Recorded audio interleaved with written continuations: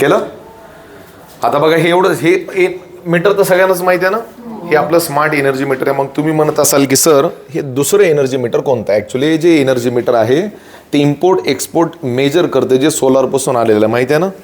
Actually हे जे सध्या एनर्जी मीटर बसवलं नाही स्मार्ट एनर्जी मीटरमध्ये मोडतं. जे जुने एनर्जी मीटर होते, आय थिंक तुमच्या भरपूर जणांच्या घरी असतील बघा, लोखंडाचे मध्ये गोल डिस्क फिरते बघा.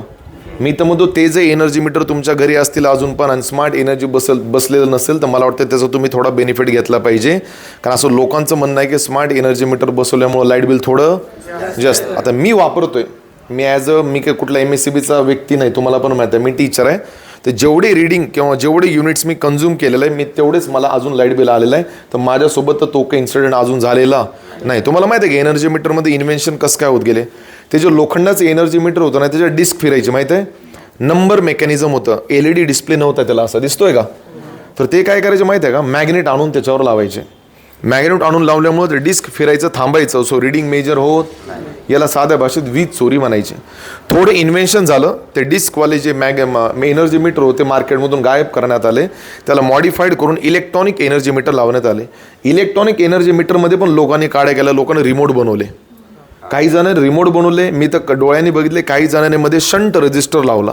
शंट रजिस्टर लावल्यामुळं काय होतं, अख्खा करंट मीटरमध्ये नाही जात, थोडा करंट रजिस्टर थ्रू बायपास होतो आणि थोडा करंट मीटरमध्ये जातो. म्हणजे मीटर तर चालत आहे पण जेवढी रिडिंग मेजर करायला पाहिजे तेवढी करत. मग MSCBला समजले की यार इथं पण वीज चोरी होत आहे. सो MSCBनं पूर्ण ॲनालिसिस करून मार्केटमध्ये स्मार्ट एनर्जी मीटरला लॉन्च केलं. सध्या मी व्हिडिओज वगैरे इकडे तिकडे बघतो, भरपूर जणांचे एकच बोंब आहे. मॅक्झिमम लोक म्हणतात याच्यात कॅमेरा लागलाय बरं, आणि दनादन लोक त्याच्यावर व्हिडिओ पण बनवते की आमच्या प्रायव्हसीचं काय. मला तर याच्यात अजून कुठं कॅमेरा दिसलेला नाही. सगळे सेन्सर्स आहेत बाकीचे. हे फॉरवर्ड बटन आहे, रिव्हर्स बटन आहे, डिस्प्ले आहे. तुम्हाला साईडला इथं छोटा कीचा सिम्बॉल दिसतो, माहिती आहे ना. जरा कीचा सिम्बॉल असा क्लोज असतो, जरा ओपन झाला तर समजायचं तुमच्या घरची लाईट तिने कट केलेली आहे. तर भरपूर लोकांचं हे पण म्हणणं आलं की सर कधी कधी घरात लाईट नसते पण ह्याच्यात लाईट असते, बरोबर आहे ना. अशा वेळेस समजायचं की तुम्ही तुमच्या एनर्जी मीटरचं लाईट बिल पे केलेलं.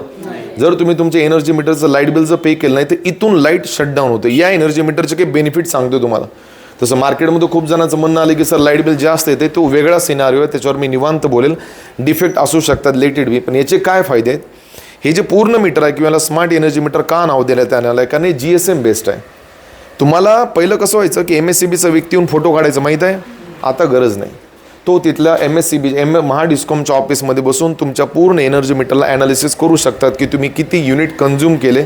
तिथं बसून तो व्यक्ती तुमच्या एनर्जी मीटरला शटडाऊन करू शकतो आणि तुमच्या घरची लाईट पूर्णपणे कट करू शकतो. मोबाईलसारखाच फंड आहे. जर तुम्ही मोबाईल रिचार्ज केला नाही तर तुम्हाला तो रिचार्ज नंतर वापरता येणार. याला भरपूर लोकांचं म्हणणं आलं की प्रीपेड मीटर आहे. रॉंग, हे पोस्टपेड आहे. तुम्हाला मी एका दिवशीची पूर्ण रिडिंग आरामात दाखवला, आता तेवढा वेळ नाही आपल्याकडे.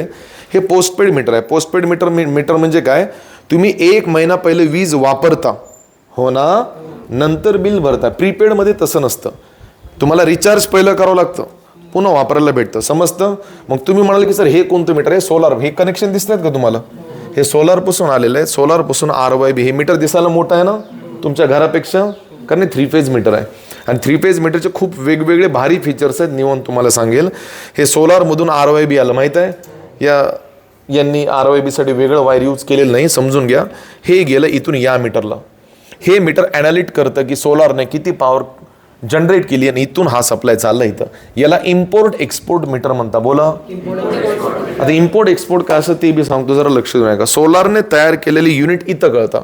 समजा गुट्टे सरने 4 किलोवॅट किंवा 3 किलोवॅटचा यूज करून 10 युनिट तयार केले दिवसाला. तुमच्या घरी असेल ना, लक्ष द्या, इम्पॉर्टंट आहे, पॅरेंटला माहीत नसतं. किती युनिट तयार केले, 10च्या 10 युनिटच एक्सपोर्ट केले जातील असं नाहीये बरं.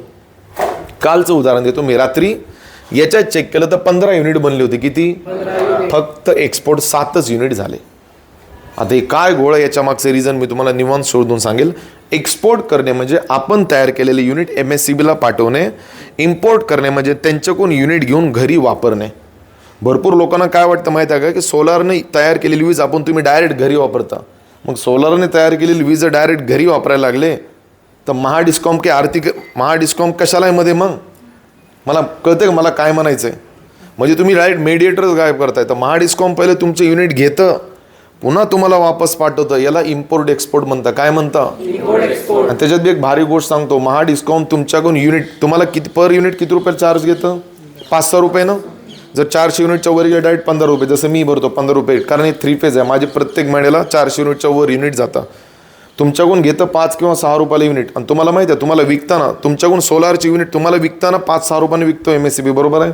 काय वाटतं सोलारची युनिट किती रुपयाला घेत असेल? 5-6 रुपयालाच घ्यायला पाहिजे ना. 2.5 ते 3 रुपयाने घेतं. म्हणजे तुमच्या जे माइंडमध्ये मेंटॅलिटी की मी घरावर सोलार लावलं आणि पैसा छापेल, विसरून जा. मग तुम्ही स्वतःचे सोलार तयार करून जर स्वतःची वीज तयार करायला गेले तर MSCBचे एवढे मोठे पोल लावलेत, हजारो लोक काम करत आहे. भरपूर लोकांना अजून हेच माहीत नाही की लोक महाडिस्कॉमवर आरडत आहे MSCB महाडिस्कॉम. पण त्यांना हे माहीत नाही की डिस्कॉमच्या बेसिसवर जनको पण चालतं, ट्रान्सको पण चालतो आणि डिस्कॉम पण चालतं. समजतं आहे का? सो तुम्हाला जर असं वाटत असेल की स्मार्ट एनर्जी मीटर बसवण्याला लाईट बिल जास्त येत आहे, तर मला एकच याचं उत्तर आहे की तुम्ही महाडिस्कॉमचे जेवढे काही अधिकारी असतील त्यांना जाऊन प्रॉपरली सांगितलं पाहिजे आणि याचं पूर्ण ॲनालिसिस पण केलं पाहिजे. तर मी वापरत आहे गेल्या 1 वर्ष झालं ना, तर माझं लाईट बिल नॉर्मली 7,000, 8,000, उन्हाळ्यामध्ये 10,000, 12,000 येतं. मी भरतो कारण मला तेवढं त्याचं नॉलेज आहे. मला कळतं की 450-500 युनिट माझ्याकडून यूज होतं, तर मी त्याला म्हणजे ते लाईट बिल भरलंच पाहिजे. हां, जर माझ्या घरात 1-2च व्यक्ती राहत आहे, क्लास चालत नाही, 3-4 हजार लाईट बिल येतं, जास्त येत आहे, मग मी याच्यावर नक्की बोंबाबोंब मारू शकतो. अंडरस्टँड? 2 मीटर कसले आहेत कोण सांगेल? एक सोलार इम्पोर्ट एक्सपोर्ट आणि आपले मेन स्मार्ट एनर्जी मीटर. आता स्मार्ट एनर्जी मीटरचे काय एक्झॅक्टली फीचर असतात ते जेव्हा तुमचं मेजरमेंट ऑफ एनर्जी चॅप्टर सुरू होईल ना, त्यावेळेस तुम्हाला मी निवांत सांगेल. अंडरस्टँड? चलो, सोलार कोणा